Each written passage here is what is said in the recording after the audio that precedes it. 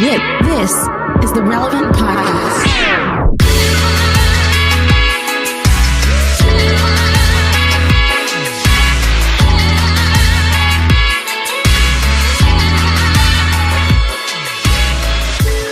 It's Friday, October 8th, 2021, and it's the Relevant Podcast here in Orlando. I'm your host, Cameron Strang, and joining me from Loverland, Virginia, Jesse Carey. Hello, hello. Jesse just got off a long conference call, and he's still recovering. Yeah, I am. From Austin, Texas, author, speaker, podcaster, Jamie Ivey. Hey, guys. And big news, both this episode and next episode, Derek Minor is... he's offline. He's making his new album right now, so he's not joining us. I think this is the first time he's missed a week since he started a year and a half ago. So filling in for us, we're very excited. Author, therapist, prolific tweeter, Kristen Howerton. Thank you. I literally was browsing your Twitter stream today. It's a fun mix between promoting your new conversation YouTube show and really self-deprecating, funny, and insightful thoughts about the world and life. So I was mostly making fun of myself. That's really what I do on Twitter. Yeah, it's great. It's October, y'all. It's October 8th today, and I cannot believe how fast this year has gone by. Has it gone by quickly for you? I can't believe it. Yeah, it freaks me out because like in my neighborhood, there's like all these Halloween decorations already up. Dude, and I'm like, okay. What are you talking about? It's like April right now. What are you talking about? Why is this happening? I'm so glad you brought that up because I feel like people have really, last year when like trick-or-treating Halloween came around, people were a little apprehensive because we're coming out of like the first COVID summer. So I remember going around doing trick-or-treating. Some houses had like tubes. They had tubes going from their front door like down to this curb with like PVC we had pipe. The tube. And they were shooting like candy tubes. Yes, we had the tube. It was a lot. People were still kind of in candy tube mode, but I feel like this year. Set up what'd you do? Because I set up a folding table and we just hung out on one side, had bowls of candy on the table, and we just kind of chit chatted with people, but we didn't cross the table. That's what we did. Yeah, we had a skeleton with the PVC tube that we shot candy down. Yeah, I love it. But I feel like COVID. I feel like, and I lived in a tube heavy neighborhood. It looked like I was walking around a hamster cage on Halloween night, right? Like just tubes flying everywhere around the neighborhood. This year, I feel like our understanding of how COVID transmission works is a little bit different. And so, people are going all in on Halloween this year. It's outside, hopefully be reasonably safe. But dude, I'll tell you, it's like walking around the set of like a cheap Netflix horror movie in my neighborhood. Like the level of, it's not like just pumpkins and mums and wreaths with like, kind of autumny arrangements on doorsteps. No. Can I ask again? Did you say pumpkins and nuns or pumpkins and mums? Mums. I mean, mums. The plants. Mums. It's like mums a Halloween thing? I've never seen a mum. I live in Florida. I bet you have. Well, it's not like a Halloween decoration. It's a fall decoration. It's a fall, the mums. Not to be confused in Texas with what we wear on, homecoming night, the big mums on the shirts, which most people don't know about. Yeah. I have no idea what you're talking about. You don't know what that is? Oh. I just looked up mums. I have seen those. But again, I don't think it's a thing that people in my neighborhood put out. It's just either way. I live in a mum heavy region. Okay, and usually it's very autumny. Like you'll see an occasional mailbox with some cobwebs on it. Something playful like that. It is like a B level horror movie, and probably the same budget. It was probably like on my cul-de-sac alone. I'm guessing there's probably about $150,000 worth of props just spread around the cul-de-sac. Wow. I'm tempted to like take pictures. The guy next door has a 12-foot tall werewolf guy who has motion sensors and will start like going after. There's a chainsaw, small motion children. activated dude next to me. We have a lot of like European families in the neighborhood because of our proximity. Why do you to lean in and say that quieter? Is that? I don't think that's like racist Europeans. or anything. They spend a lot of time.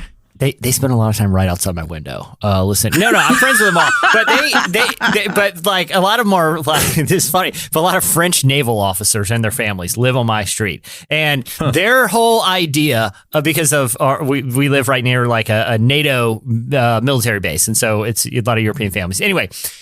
Their whole idea of Halloween has been, basically piecemeal together from like season 2 of Stranger Things and like Friday the 13th movies. And they go all in. They've never celebrated it before they come here, and they just assume for us it is about a month-long celebration of just gore. Because, I mean, one of them has like a sheet with like a bloody skull and just blood splattered everywhere. And it's like, I don't really know what the theme is here other than just trying to freak people out. But I'm telling you, people are going out this year. People are wilding this year on Halloween.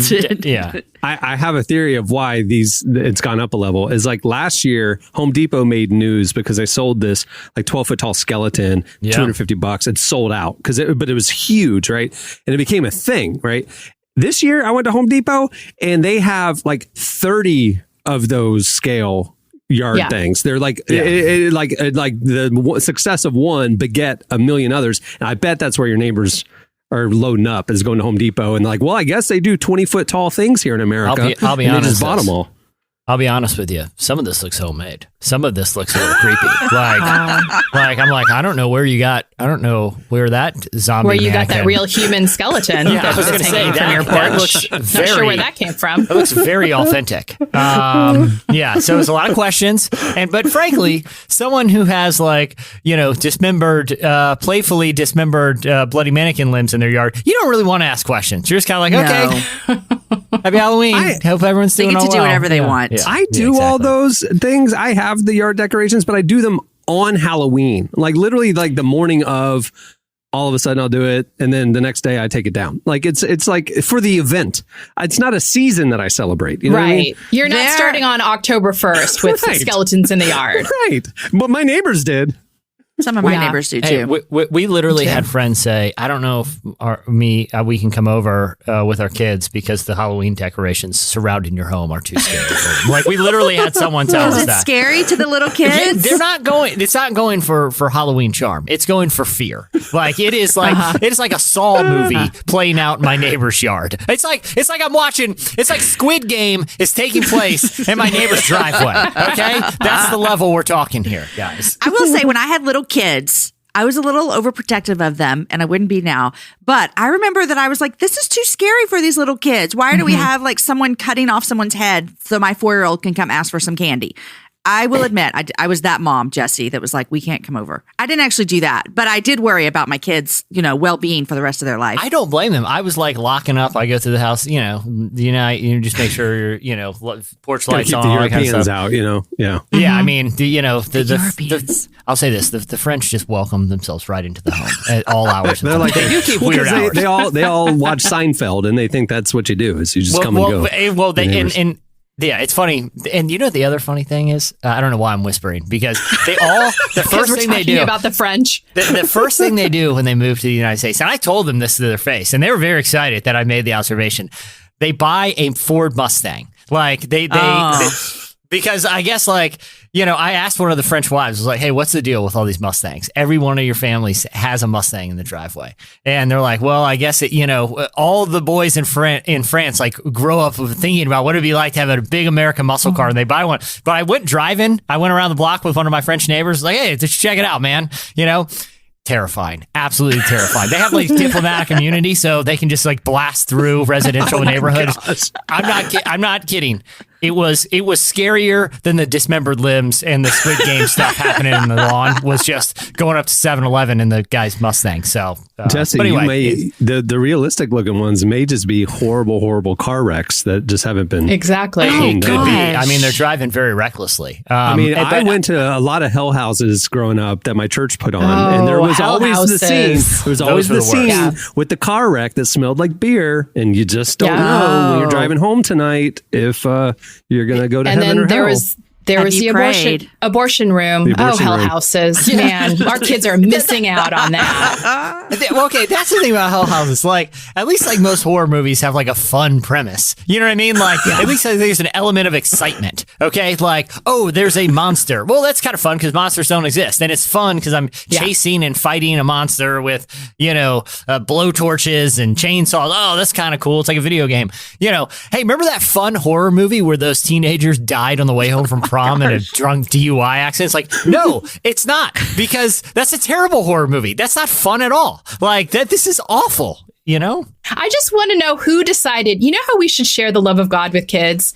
Take them through a tour of the worst possible things that could happen to them. Yeah. You're going to scare Jesus them loves in. you. Yep. Jesus loves you. And then get to the I last really- scene and inform them they're probably going to hell. You know, like, I chances miss are. that. I don't go to a Baptist. I grew up in a fundamentalist Baptist high school and middle school, and so we would have the revival preachers come, and it was hellfire and brimstone. The hell houses were hellfire and brimstone. I miss that. We don't have enough hellfire and miss it? brimstone. We don't have enough hellfire and brimstone. Think about it. Like, it's all cool pastors talking about Jesus is your friend. Like, where's eternal damnation? I think we need Cameron to wants lead. to bring let's bring shame back. Shame back. Shame and fear. Let's go. Gosh. It's retro. It's old school. It's time to bring it back. Come on. But you also had a lot of just in case salvations. You know, like no, I've literally been a Christian for as long as I can remember. I've been going to youth group for the entirety of my youth. Hey, okay, but being like, in a I've garage memorized- doesn't make you a car. I'm sorry. That's not a good enough. I've memorized much of this book that my parents have given me. I probably have over 24 copies of a Bible somewhere in proximity to me Jesus at all literally times. said, some of you Yet- are going to be surprised that I never knew you. You're going to be surprised. Yeah. When it's every head bow, every eye closed, and I hear about just how hot hell is, I'm going to Oh, one man. more You're time gonna just look up recite one the more prayer. time. Yeah, I'm okay, just why going to not? top off. Just safety. I'm just going to Yeah. top off. Yeah. I did a lot of like That's just so in bad. case rededications. Like maybe the baptism didn't work, so I'm going to go ahead and rededicate just in case. Yeah. Did a lot of those. Better safe than sorry. You know what I'm saying? Yeah, There's no- exactly. It doesn't I hurt mean, I've anybody. seen the Hell House. Get saved again. Doesn't hurt anyone. Go for it. It makes the I had preacher feel good. I had an aunt portray the angel that oversaw the Lamb's Book of Life in a play, in a production called Heaven's Gates, Hell's Flames, which was basically just a bunch of car accidents and tragedies. And then you find out, they get to like the afterlife, and an angel tells them, "No, you're sorry, your name's not in the book." The way she looked at those people when she told them, "Sorry, not here." It was terrifying. Like, this person is in my family and is sending people. She was really into character. Yeah, deeply. Or was she deeply. not? Was it more just like, this isn't really character, this is who you are? Yeah, that was what was so disturbing. I couldn't tell. was It the all worst blended part. together. You couldn't tell. Yeah. I miss being on a church drama team and performing in the Hell House. That was the ultimate role. If you could be in the Hell House and make someone cry. Those Did good you? times. Oh, yeah. Yeah. Well, everyone wanted to be the girl getting the abortion. That was the ultimate role. Oh my God. It's like Hamlet. It's Hamlet Like, of church like productions. maybe this year you're going to the audition. Because it's like a main maybe this character? year. Yeah, and it's the emotional one. Oh, you're yeah. gonna cry and make everybody else cry. Yeah, those are good Hell times. House is when I learned what beer smelled like. I didn't know what alcohol smelled like. and where'd they Did they get have the real beer? Who had to Yeah, go to well, the like, store and get it? I just had to ask what the stench was, and they said, "That's alcohol. That's beer." I'm like, Wow. "Ooh." Brother Johnny's like, I'll go get it, guys. Don't worry. I'll take one for the team. Listen, so what are you Where'd the guys rest thinking? of the 6-pack go? Yeah, what are you guys thinking? It is fall. We're going to go Oktoberfest, a little pumpkin brew. Just going to do some light stuff. Just give me the church card. I'll figure it out. I'll figure it out. church card. All right. Well, we have a great show in store for you today. Coming up, we talked to one of our favorite rappers, Andy Mineo, joins us.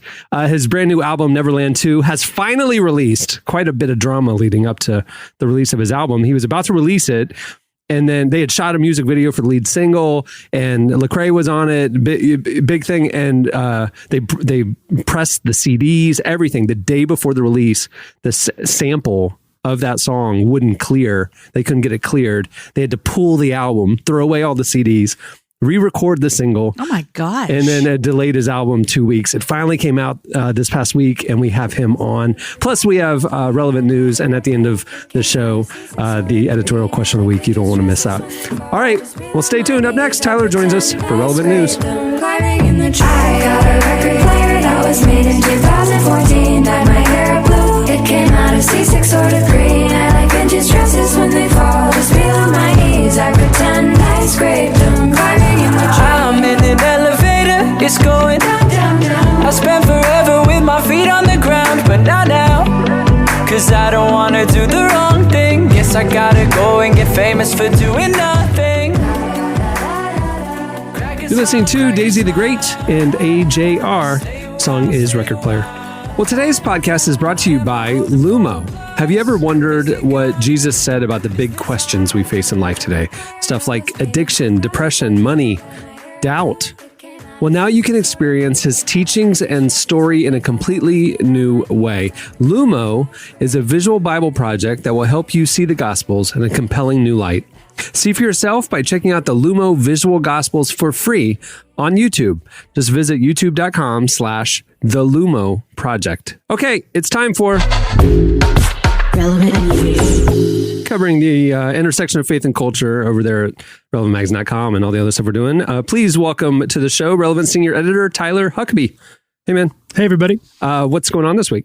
Well, a lot's going on. And the first thing I do just really briefly want to note, it would behoove us to mention that a little update to last week's Relevant News where we talked about the SBC and refusing to honor the messenger's ask to waive attorney-client privilege in the investigation into the cover-up of sexual abuse charges. On Tuesday, the SBC reconvened to meet again, and the vote was a little tight, but they did squeak by a waiver to that attorney-client privilege. So the Willow messengers will be going forward with full transparency, which is very good news for anybody who cares, of course, about the SBC and all that. So glad to hear that for the nation's largest Protestant denomination. That is good news for anybody who cares about survivors and people who advocate for justice in that department. So I just did want to mention that really fast. But the real story today is we're coming off of a lot of big headlines around Facebook, which none of us were on Monday because it was down all day, and it was awesome, and I loved it, and I wished it was down forever. But now it's but now it's back. You know how like you go off of social media for a little while and you just feel better. I mean, you got to go through the withdrawal, but like after the withdrawals, like you're on vacation or something like that, and you just realize like I'm untethered.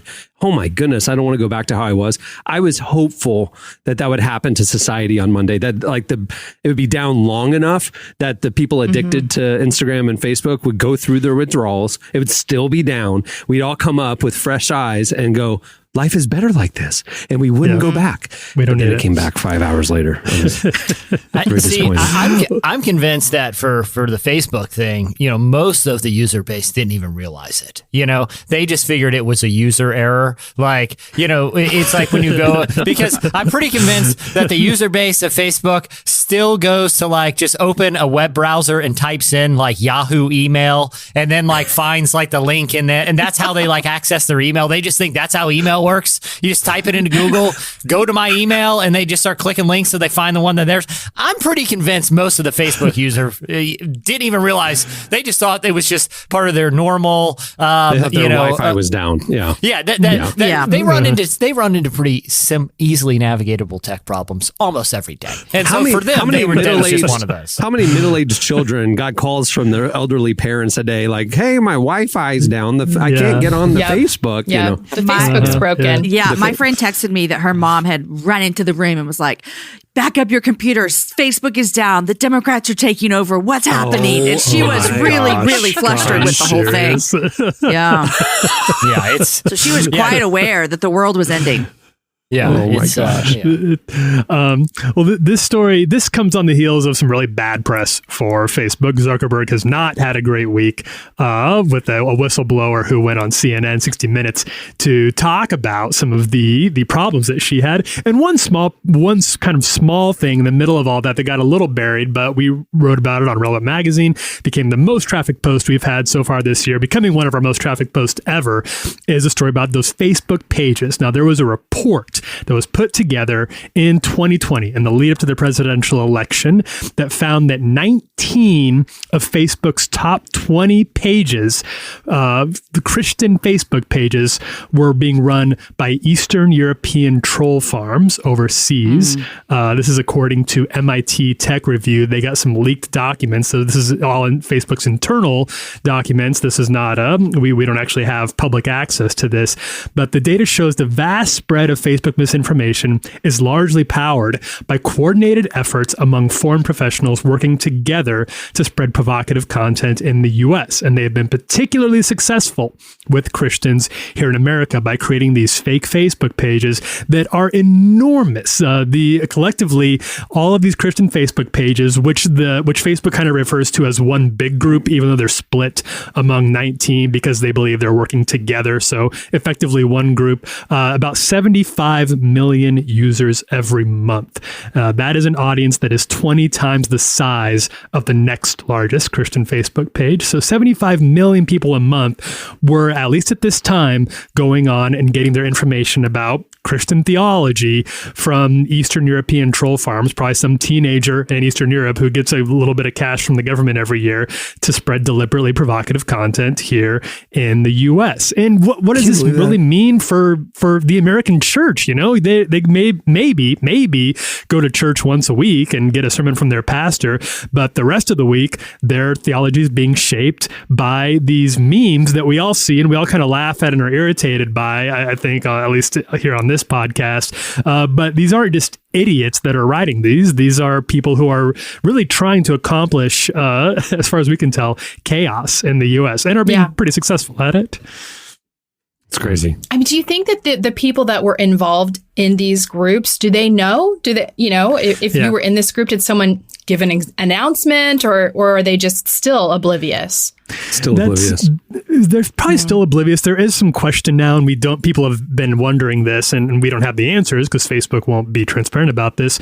That was 2020. What's going on now? It's hard to say. Not all of these Facebook pages are still active, but some of them are. Facebook didn't appear to take these documents very seriously. That was part of a big frustration for a lot of Facebook employees, at least one of whom quit in protest because Facebook wouldn't clamp down on this because, as we've talked about on this podcast before, this sort of content gets a lot of clicks and raises a lot of money, gets a lot of ads. So they did not take at least as much action on this as the people involved in putting the report together thought that they should have. So do the people who were involved in those now know that they were being played? Don't know. We just don't know.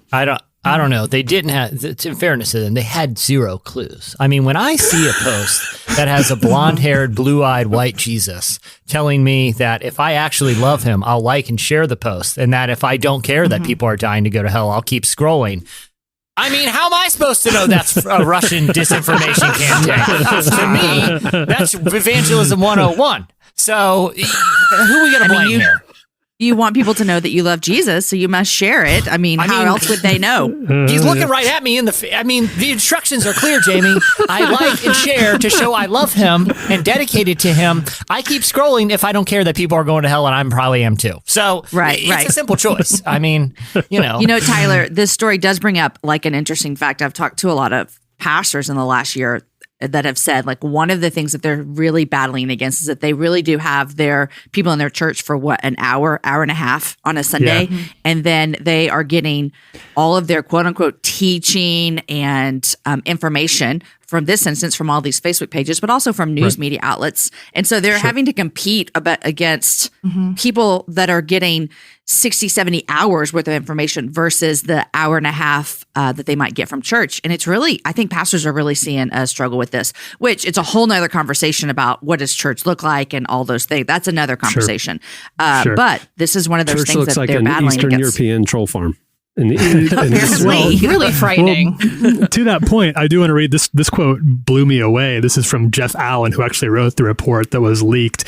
He said in this report, quote, "Our platform has given the largest voice in the Christian American community to a handful of bad actors who, based on their media production practices, have never been to church." So think about what that means. Wait, are they talking about the SBC Executive Committee, or are they talking about the Russian troll? Sorry. Which one are they talking about, though? Oh, boy.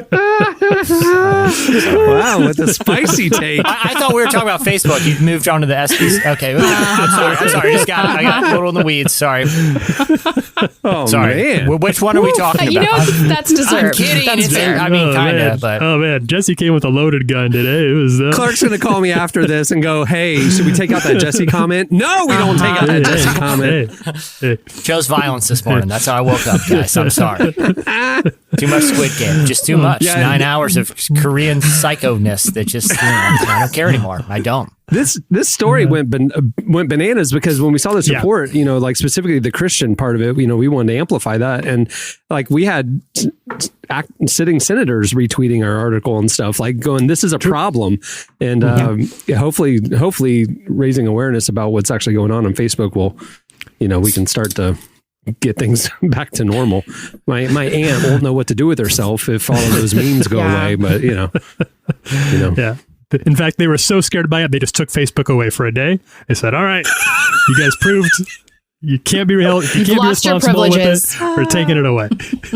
Jamie, can I just say that even through our Zoom screen, I'm getting the look of, I'm not mad, but I'm disappointed. Like, No, I'm actually laughing because whatever you just opened sounded like you were opening up a beer, and I was like, "Well, here we go." Like, is it's, it noon yet? well, we're doing a Hell House. yeah, listen, I'm prepping There for the was Hell leftovers House. from the Hell Yeah. House. Hell House, Yeah, SBC Executive Committee, Facebook, Hey, listen. discipling the next generation. Newsflash: it takes about 2 cans of beer to make a Hell House smell like it, and I happen to buy 3 cases just in case. I want to make this very hell. Someone's got to drink it. I don't want to back on the streets. I'll tell you that. Yeah, I'll it take cause one. someone to stumble, so you should get rid of it. We got to keep it Exactly. out of the Doing the hands right of the thing. youth. That's for sure. People could start dancing and Playing Next cards. thing. no. Face cards. You never know. You never know. Squid Did games. y'all have a dancing scene in your Hell House? I just remember the car wreck from drunk driving, abortion.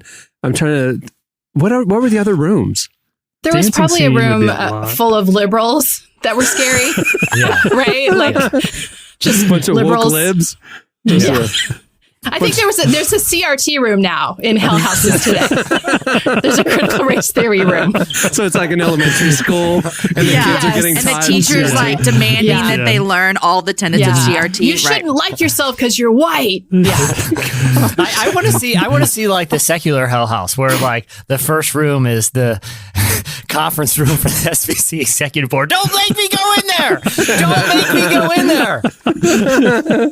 Oh my gosh. All right. Well, there's a lot more news that we're covering every day over at the site. Follow us on all the socials. Don't miss a thing. Thanks, Tyler. Yeah, thanks everybody. All right. Stay tuned. Up next, Andy Mineo joins us.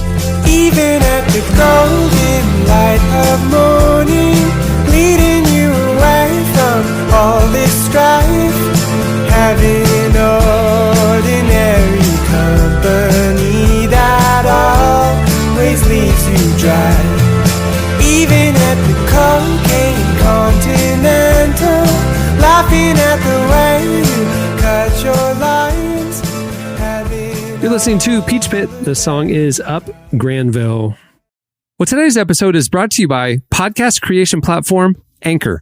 If you haven't heard about Anchor yet, it's the easiest way to make a podcast. First of all, it's free. There are custom tools that allow you to record and edit your podcast right from your phone or computer. Anchor will then distribute your podcast for you so it can be heard on Spotify, Apple Podcasts, and every major platform.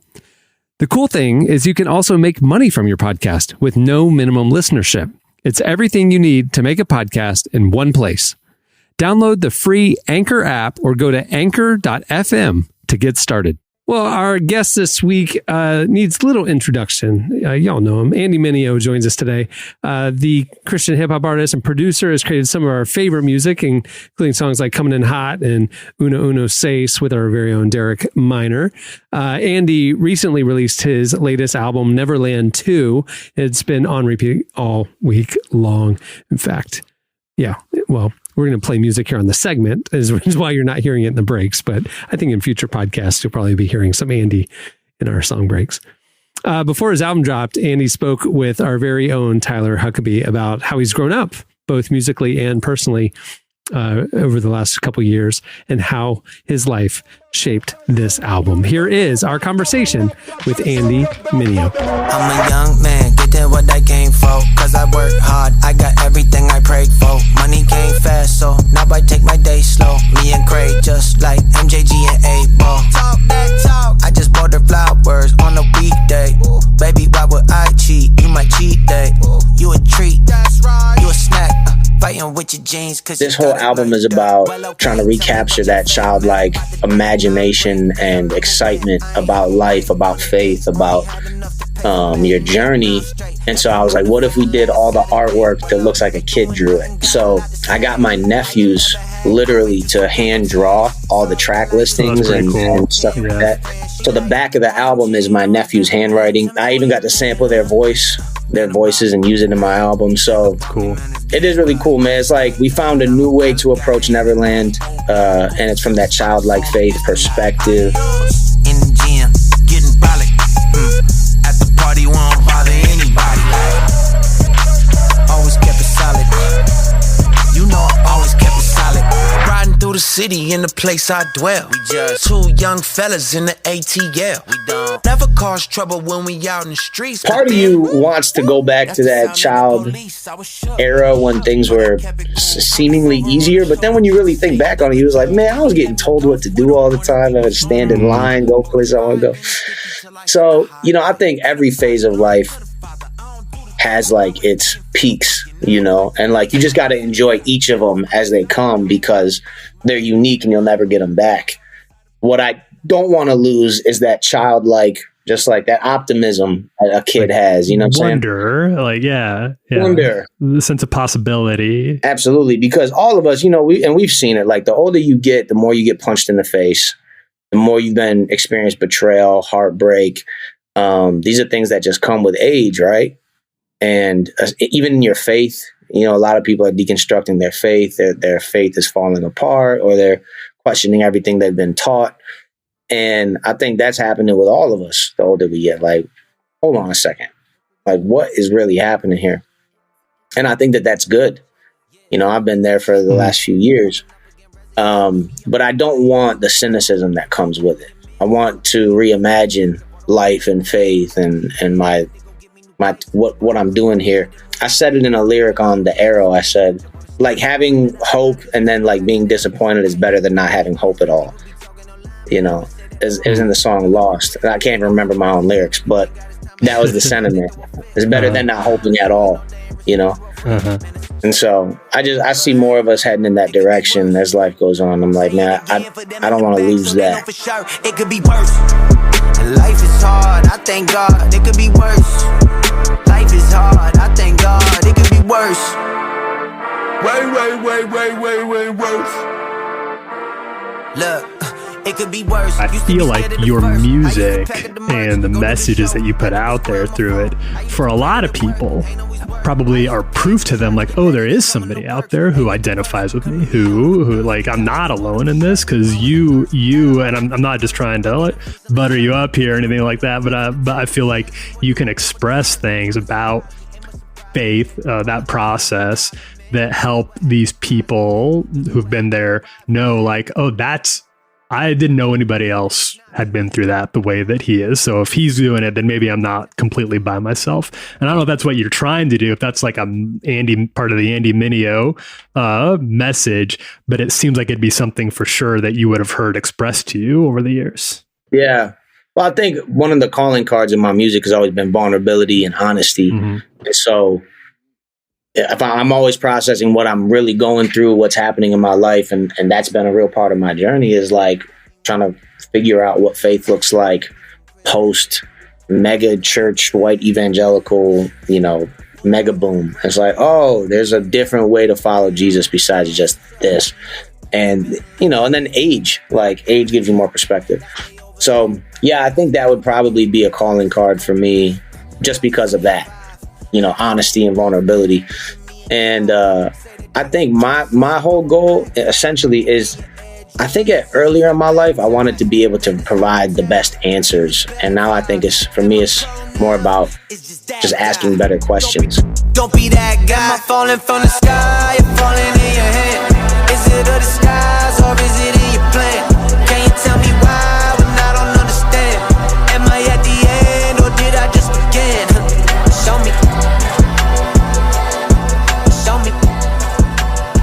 I'm curious about how much you feel a pressure, like the tension between, on the one hand, I know what people who are listening to me like. I know how to deliver another coming in hot, but I also want to push myself as an artist. I also want to like continue to grow and expand my palette. Do you feel that? Is that a wrestling match you struggle with when you're creating? Constantly. For example, like when I made the Arrow, like all I was working on was just like expressing just art. You know what I'm saying? And that has been the most deeply impactful album for people from me. Like there's more tattoos of the Arrow on people than anything else, but it's also one of my lowest selling albums. So That's it tough. has this, it's weird because, you know, the hits are what get people's attention and make them interested in hearing your stuff. But then the true and honest and vulnerable stuff is what connects with people the most. So like no one's coming up to me going like, coming in hot changed my life. You know, people are like, that's a jam. Like, it's a banger. Yeah. Right. And then, but people always come up to me and be like, Clarity changed my life or whatever record, honest to God. So for me, it's just about trying to find a balance of those things because I'm an artist for a living. So there's this weird dependency on people liking my stuff, sharing it, being exposed to it. And so it's a bit of a game. And I think I always feel intention for that, to provide music that can be have mass appeal, but then also still be able to speak to people's hearts. Want to touch the hearts and touch the charts. So I think on this new album, I've tried to find a way to make more like broader, palatable music, but also still incorporate my honesty and vulnerability. And we'll see how it works. You know, for me, it's like a experiment process almost every go round. And I think the cool thing is that I'm getting better. I feel like every aspect of my artistry is getting better. My tone, my writing. That's not the case with a lot of artists. A lot of artists peak on their first album and then they just trying to chase it. Like, I feel like I genuinely love and I'm addicted to the craft. And I think my artistry keeps on evolving and getting better. At least you know I'm always inconsistent. You say that my phone just like my mistress. Then you try to say I never listen. That was Andy Mineo. You can hear more from him in the fall issue of Relevant, which is available ad-free and for free. Just click the magazine tab over at relevantmagazine.com. You don't want to miss it. It's a great feature with Andy. Stay tuned. Up next, it's your feedback and the question of the week. Don't want no piece of your pie. Already know what's inside. Don't bother wasting your time. 'Cause I don't want no piece of your pie.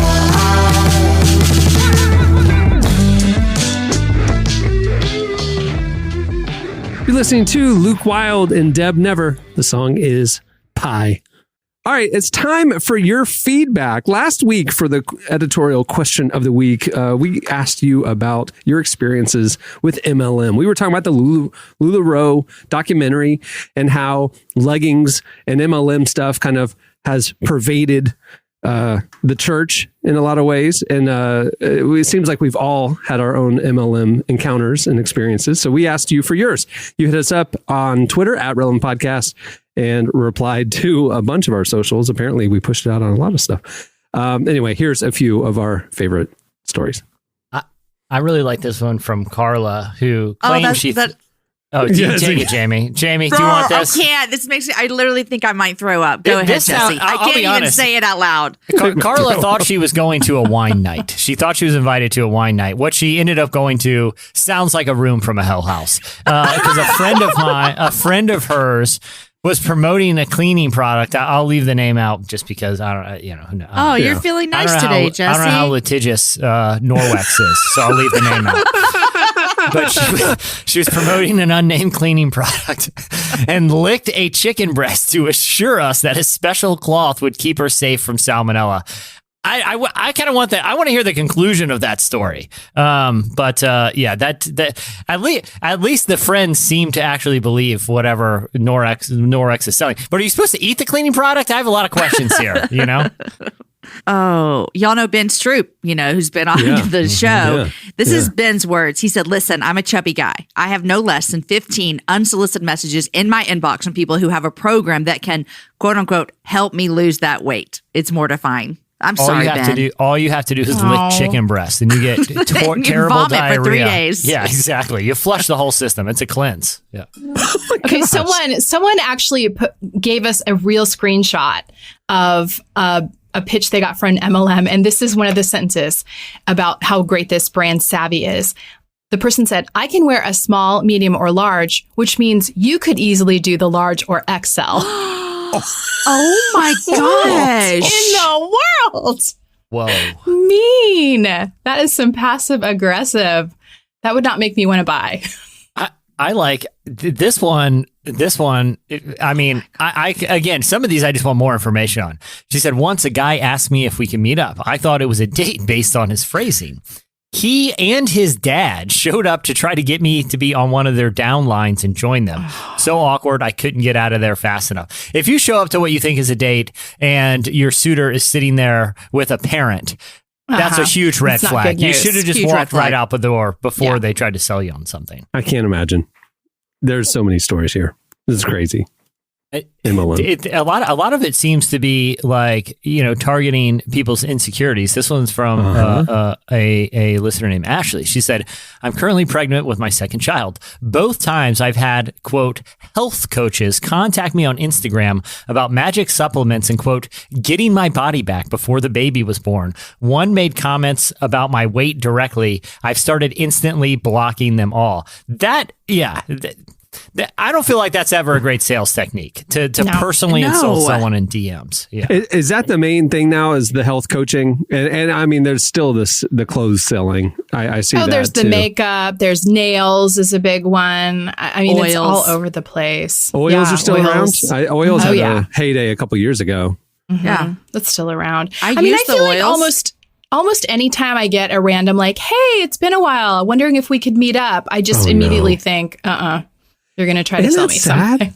That's so sad. Yeah. Yeah. Makes me sad. All right. Well, there's a lot more stories where that came from. Just go check out the Relevant Podcast Twitter account. Okay. It's time for this week's editorial question of the week. I don't know how we got there, but we ended up talking about hell houses a lot early in the show. And SBC burns, those two. So we want to know, for the question of the week, we want to know your hell house story. Just your most memorable memory of hell houses. Were you ever in one? Did you get traumatized by one? Did you get saved at one? I hope someone sends in a message that they drank the extra beers, like behind the stage. I drank like 4 DUI beers that I found in the trunk of that crashed car.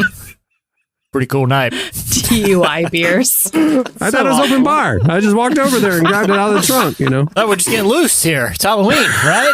Best hell house ever. That scene happens about halfway through the hell house, this kind of intermission. Just grab one of the beers out of the car and then, finish out. Yeah, I want someone to walk into the last room with like a beer and a koozie in here. Like, "Oh, great show tonight, guys. Hey, where I end up, heaven or hell? All right. Y'all know how to party." My hell house I went to had a big judgment room at the end. Like the very last room was like, the decision room, Yeah. I don't know if they all had that, but hit us up on Twitter at Relevant Podcast. Tell us your hell house stories. I think we'll also post the question on Instagram and Facebook as well. So we'll read our favorites on next Friday's show. Well, before we wrap things up, I want to thank Andy Mineo for joining us today. Make sure to check out his brand new album, Neverland 2. It's really great. You really will love it. Go check it out. And head over to relevantmagazine.com to see more of our conversation with him in the fall issue of the magazine. It's made ad-free, presented ad-free, by UHSM. We're so thankful for their support. Go check it out over at relevantmagazine.com. While you're there, or while you're online, I guess, make sure to follow Relevant on Facebook, Twitter, and Instagram to keep up with what's new and to submit your feedback, for the editorial question of the week. You can tell us your feedback on the show, just tell us how your day's going, We just want to hear from you. Go follow us on all the socials. We have some fun stuff cooking up too that you won't want to miss. And remember, you can answer the editorial question of the week right there at the Relevant Podcast Twitter account, at Relevant Podcast. Hit us up there. Or you can leave us a voice message on our Anchor page. We'll tweet out the link to the Relevant page over at anchor.fm. And you really can. You can leave us voicemails and stuff that we can play here on the show. Go check it out. Oh, one last thing. On the Relevant homepage, sign up for our daily newsletter where we send you the top 5 trending stories every weekday morning of what's happening at Relevant. You won't miss a thing. It's a great way to stay in the loop. You can check it out right there on the homepage of relevantmagazine.com. Okay. On that note, we will wrap it up. Thank you so much, Kristen, for sitting in with us. I'm Cameron Strang. I'm Jesse Carey. I'm Jamie Ivey. I'm Kristen Howerton. And we will see you on Tuesday. Have a great weekend, everyone. Stay safe with all the random Halloween decorations that are up too early.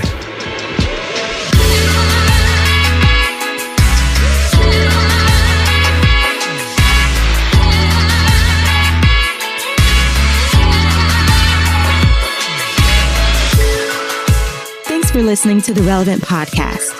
Check out our features, interviews, and news updates every day at relevantmagazine.com. And make sure to follow Relevant on Facebook, Twitter, and Instagram for the latest. For more great podcasts, browse the shows on the Relevant Podcast Network, which you can find at our site. And while you're there, don't miss the all-new era of Relevant Magazine. A new issue releases every other month at relevantmagazine.com.